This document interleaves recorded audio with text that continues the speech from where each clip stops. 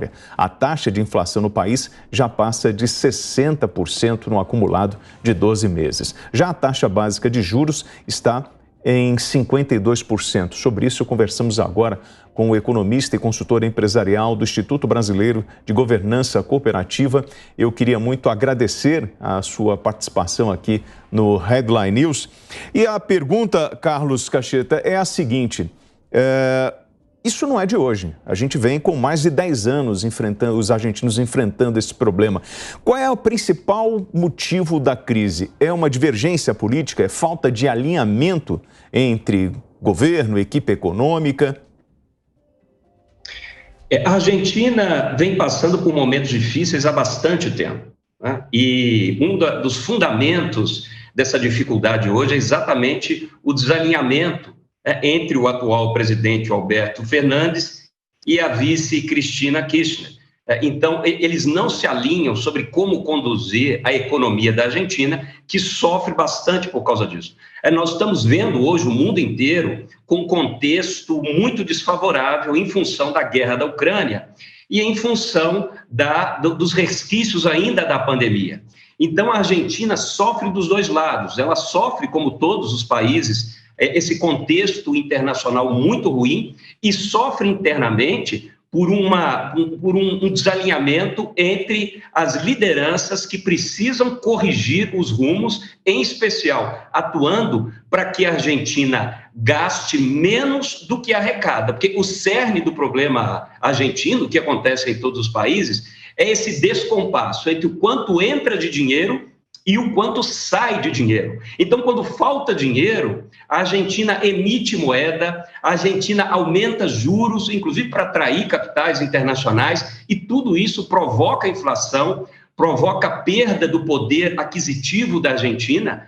Hoje, o peso ele está muito desvalorizado, o peso no câmbio paralelo em torno de $1 custando mais de 300 pesos argentinos, no câmbio oficial em torno de 130.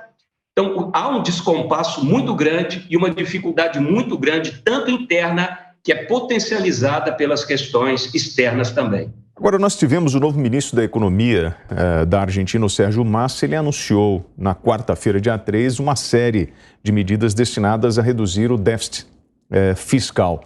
O senhor analisa isso com bons olhos? Inclusive, isso é a única saída para resgatar a confiança da Argentina perante os mercados, perante os próprios investidores internos, os empresários e a comunidade financeira internacional. Recentemente, a Argentina foi socorrida pelo FMI com mais de $40 bilhões, e o FMI nunca empresta sem exigir nada. Então, uma das condições foi exatamente essa, que a Argentina fizesse o dever de casa. E o dever de casa é gastar menos e arrecadar mais, organizar as contas públicas, reduzir a inflação, porque com isso os juros podem reduzir os juros internos básicos, como a nossa Selic aqui, eles têm a Selic deles lá, podem reduzir bastante, e com isso você começa a colocar o país nos eixos. Agora, professor, essa expectativa de 90% de inflação, isso é real? Hoje, a Argentina já tem só de inflação nos alimentos mais de 60%, né? E uma inflação geral em torno de 65%. Então, a Argentina vive uma situação que o Brasil viveu muito parecida na década de 80, e que nós atuamos bravamente com o Plano Real, e infelizmente, essa possibilidade, em função dessas duas vertentes, contribuindo negativamente, que é o contexto interno, guerra na Ucrânia e resquícios da pandemia, com esse desequilíbrio, esse desalinhamento de liderança interna que a Argentina vive hoje, infelizmente, essa inflação chegando ali a 70%, 80%, é algo, infelizmente, viável sim. E algumas categorias sofrem mais, como os aposentados, não é isso? Algumas categorias sofrem mais porque o governo não tem condições, muitas vezes, de fazer esses reajustes na totalidade nas remunerações dos serviços públicos.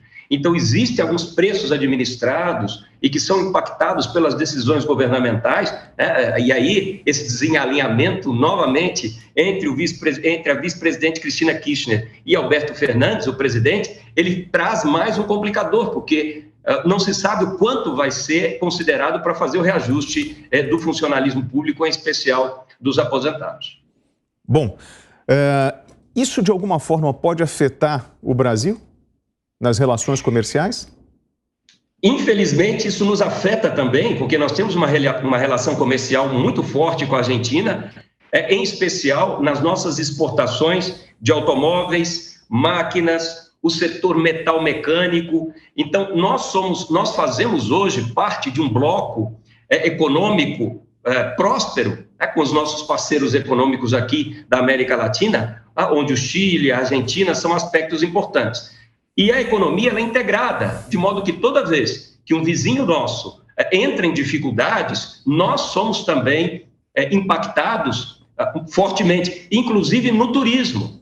Os argentinos são muito fortes no turismo, no sul e no sudeste do Brasil. Então, quando o poder de renda e quando a situação lá complica, os argentinos vêm menos ao Brasil e deixam menos dinheiro na nossa estrutura. Então, tanto o aspecto comercial, nas relações entre países, quanto na riqueza dos serviços vindo do turismo, são impactados negativamente, sim. Cacheta, agora uma frase me chamou a atenção, né, do novo ministro da Economia, o Sérgio Massa.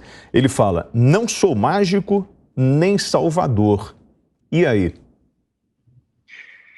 Ele está absolutamente correto, porque a sociedade, todos precisam entender que as ações de correção de um país, assim como de empresas, elas exigem muito sacrifício.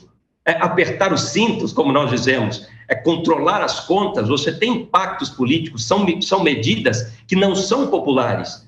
E não há mágica, né? Tanto na economia quanto nos negócios, não há mágica. É preciso seguir, né, uma cartilha da boa gestão. E os fundamentos é ajustar o quanto de dinheiro sai diante do quanto de dinheiro entra. Então, muitas medidas, muitas vezes amargas, né? O remédio é amargo, mas o remédio é o que cura. Então, ele está muito correto ao dizer: prepare-se porque teremos que sofrer e pagar o preço pela nossa desorganização do passado. Tem uma outra fala dele que ele diz o seguinte: temos de enfrentar a inflação com determinação porque é a maior fábrica de pobreza. Mas nós já observamos isso aqui no Brasil, como é difícil você conciliar os interesses políticos com a pauta do Ministério da Economia. Exato, porque ao combater a inflação, você tem que coordenar esforços, inclusive de gastos corretos por parte do governo. Um dos estimuladores da inflação é quando o governo gasta muito, impactando a demanda na economia, fazendo com que os preços aumentem, e também, ao faltar dinheiro, o governo emite moeda. Quando o país está crescendo bem, o que nós economistas chamamos de senhoragem, que é o poder de um país emitir moeda quando o PIB, a economia está crescendo bem, sem impactar na inflação. Quando o país está crescendo bem, você pode emitir moedas. Agora, quando o país está crescendo pouco, e a economia da Argentina cresceu só 0,9% no primeiro trimestre de 2022, em comparação com o último trimestre de 2021, essa equação fica ainda mais complicada. Então, Cacheta, com a experiência que o senhor tem, quando nós vivemos um período tão longo de inflação alta, qual é o tempo que eu preciso, né, de trabalho para poder apresentar uma redução nesses números? Não é um tempo muito curto, não é um tempo muito longo, né?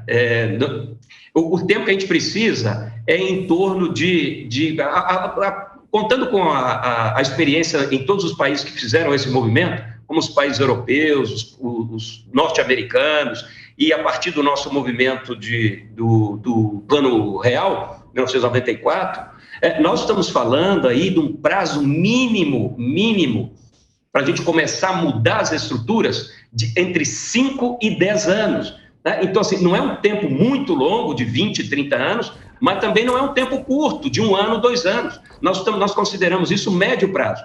para a economia, tá? Seguindo esses preceitos, seguindo a disciplina, com o apoio dos governantes, com o apoio, inclusive, da ala política do país, que é muito importante apoiar essa estrutura, nós estamos falando aí para ver o resultado entre 5 e 10 anos. Então, não é nem muito longo, mas também não é curto. Nos microfones da Jovem Pan, Carlos Cacheta, ele que é economista e consultor empresarial do Instituto Brasileiro de Governança Cooperativa. Queria agradecer a gentileza da sua entrevista neste domingo. Um ótimo dia para o senhor. Eu que agradeço. Um grande abraço, ele, para todos que nos ouvem. São 13 horas mais 11 minutos. Caixa Econômica Federal liberou